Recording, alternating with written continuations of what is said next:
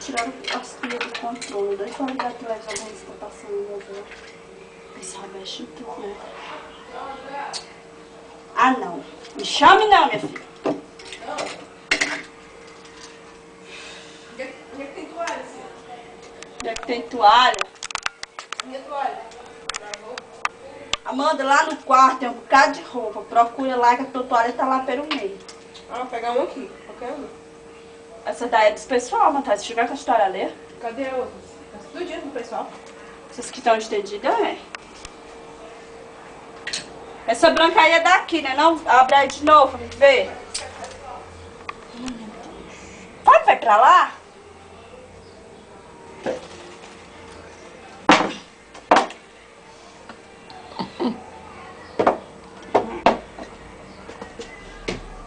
Besta.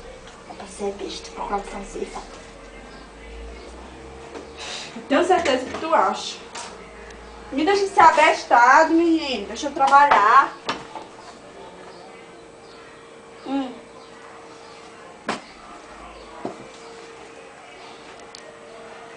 Diabo feio. Varrer aqui. Não vai bater minha bunda, não.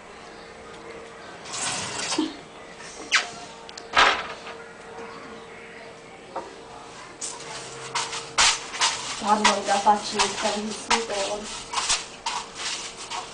Não vou saudade dela. Será que é verdade, hein, Fábio?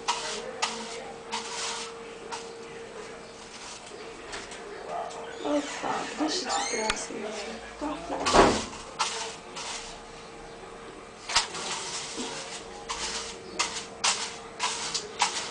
Liguei desde o receita a Maiara esse dia, vai. Vai, Fábio. Não sei, acho que eu vou. Tu sai traz a minha receita, porque ela me deu pro telefone, mas não deu certo, não. A Maiara é lesadinha.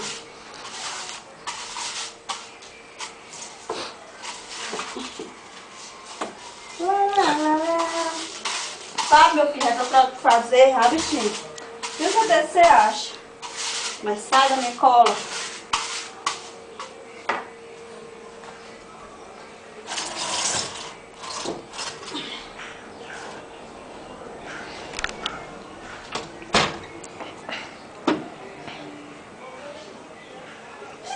Meu Deus.